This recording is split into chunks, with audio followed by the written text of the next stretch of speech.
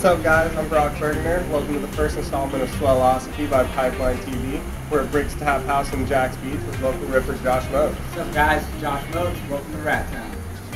So, Josh, I mean, we're in the middle of July, sitting in Florida. It's 90 degrees, in the morning. How's the flat, hot summer treating you? Honestly, I haven't been too bummed. I'm surfing every day. I'm doing a surf camp. Me and my father do a surf camp for these kids.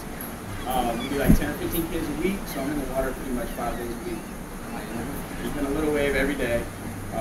Super long period, ground swell type deal, so you're waiting like an hour for anything rising pretty much. But we have a good time. We're staying in the water, which usually isn't the case this time of year. You're trying to get out of here. Yeah. So I've been lucky. We come from such a competitive environment here where all the local pros, all the local rippers, we're always competing with each other in and out of competition. Absolutely. And, especially as a peer, you go there any day, it's basically a competition. Mm-hmm. And so, I know you start PSA and some other pro comps and, touch on, what it's like trying to just make a name for yourself when you're just surrounded by so much talent and that grind on, hey, it's knee high, but I got to get out there. Right.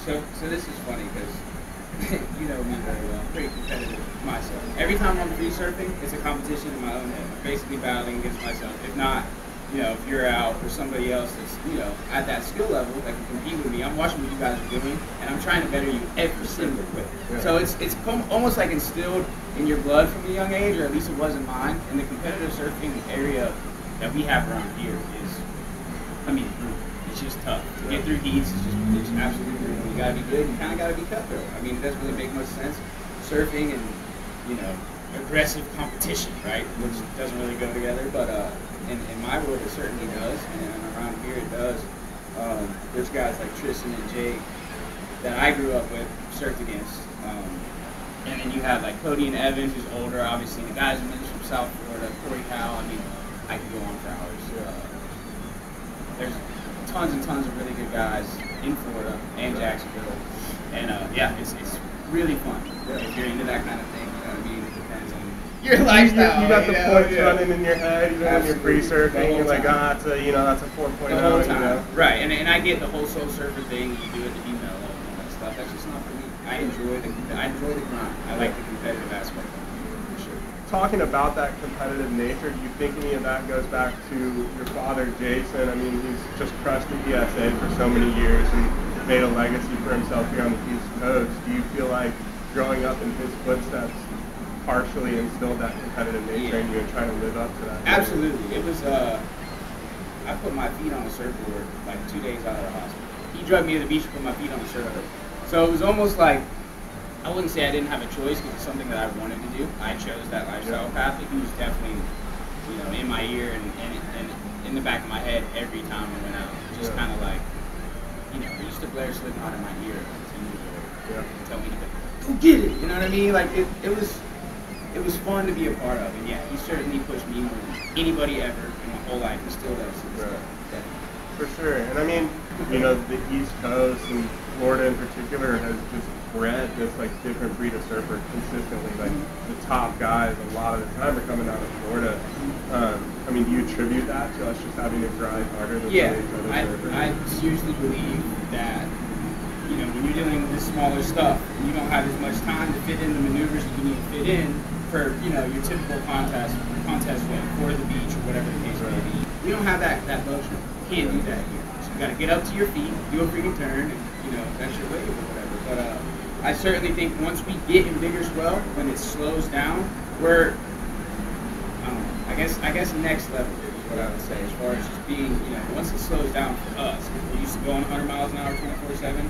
It's like Matrix almost. It really slows down. And we're able to do stuff. I think that's why guys like Kelly and CJ and those 480s who are just animals on tour for so long. Both of them have world titles, obviously, for example. But I definitely would attribute most of their success to that, to coming up and grinding, as opposed to just living a luxurious 8-foot every day. Absolutely, man. And I think so much we pray for these swells, we pray for all this, and we're so competitive. Especially I think this city just has this competitive. Whether it's in the water, out of the water. Yeah, I think Jacks and football. We just are a competitive breed here. And I mean, when you go out on the water at Jack's Beach compared to some of the other beaches, I just feel like there's so many more like raw talent rippers out there. And for Jack's Beach here, literally it says bring your boxing gloves. Yeah. So I want to touch on, you know, normally it's like bring your longboard or bring your gun, like your big weight gun or bring your fish, whatever. And literally, it's the only thing is boxing gloves for Jack's Beach. So, I mean, do you think that's part of the competitive nature coming out, or is it just like super localized? Yeah, I feel like there's guys out there that know what they're doing. We surf there every day, and we're a tight knit group. And we kind of get our own waves and do our own thing. But the issue we have is when people come out and they don't know what they're doing, they can physically injure themselves or somebody else. There's countless times where if I didn't know what I was doing, bro, I could have took somebody's head off. You know what I mean? And it's no joke. And they seem to think it's a joke. You know, you're surfing, and like, I'm not surfing, bro. Like, you know, whatever the case is. And it's not like that. You can really hurt somebody. You know? And that's what doesn't get brought up enough, I think, for these people. You know, granted, I've lived here my whole life. It's probably a little different for somebody that, you know, how long have you been here? 10 years all in all. Okay, so you're kind of where I'm at. I mean, anybody in the double digits will understand where I'm coming from with that. It gets super stagnant, super. You know, you pretty much when you're here, I'm either surfing the poles or the pier. So I do absolutely like to switch it up. Not that like I'm hating on my local breaks, I love them to death. But yeah, if I can get out, I definitely would. I haven't been, because I've been trying to make money and work and stuff through this hard time. But I want to go to Smyrna. Smyrna's been pumping. That place is the one place I think other than here, as far as quantity goes, you get a bunch of freaking waves. All the time. You surf it in almost every day. So as long as you're willing to share some waves with some sharks. Yeah. You're risking your ankles every time you go out there, but you know what you signed up for. So I mean that shit happens everywhere. Right. I kind of wish we had them here. You got to worry about the human booze here than anything for sure. But kind of jumping back to the competition lifestyle, and especially right now we're still uncertain. I mean, I was injury targeted 3 years. Really couldn't compete. QS is done for this year. We have a few local competitions that are supposed to still run. But are you still on your grind, staying in shape? Ready to go if you get the chance to surf? Yeah. So, like I said, I've been lucky this summer to work with my dad and do the surf camp. So I'm in the water every day. Right. So even if I'm not surfing, I'm body surfing, but I'm in the ocean. You're kind of going with the flow, and it's just there's something about it's like putting in hours at work, I guess. Put in hours in the ocean, and the ocean gets back to you. Just like your boss would at work. You know what I mean? To me, I truly believe in the whole. I know it sounds ridiculous. The whole connection with the ocean thing is a real deal. When I'm sitting out there, bro, waves come to me. They don't come to other people. You know what I mean? I truly believe that's how much time you spend in the water, and how much time you spend, respecting the ocean, respecting the beach, and treating it like it's part of your life as opposed to just some hobby or something like that. So yeah, I've been staying in shape that way, and then always mentally trying to progress. I'm always watching videos. I'm always dissecting what other people are doing, whether it be local or WSL level talent. If there's something that he's doing with his toes when he's bottom surfing that I'm not doing, I want to know. You know what I mean? So there's two different sides to it. In and out of the water, I'm absolutely. Also, I've been competition started. There hasn't been any contest going on. They just started running ESA, which is kind of like a smaller organization for people like me, for a little more advanced. But I'm even doing those contests because I'm so itchy to get in the water and start to compete.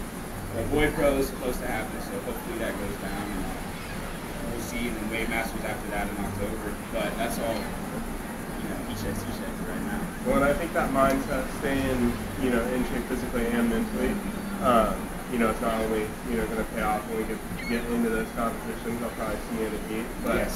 And then this rapport might change a little bit, but I think that's what makes us, as Florida as a whole, like such strong surfers. We have to stay constantly on our grind, so we're used to it. So some of my best friends in my whole life, if you would add up all the minutes and heats that we spent together, I've hated them for a good little chunk of my life. Just because we're competing, 15 minutes, you're not my friend. You know what I mean? Absolutely. But it's on, So I just want to win, and they want to win, and that's what makes it so fun, though. That's what I fell in love with. I think that's what keeps me going in surfing. I'm not your typical soul surfer. I do it for the mellow. Being, I want to win, man.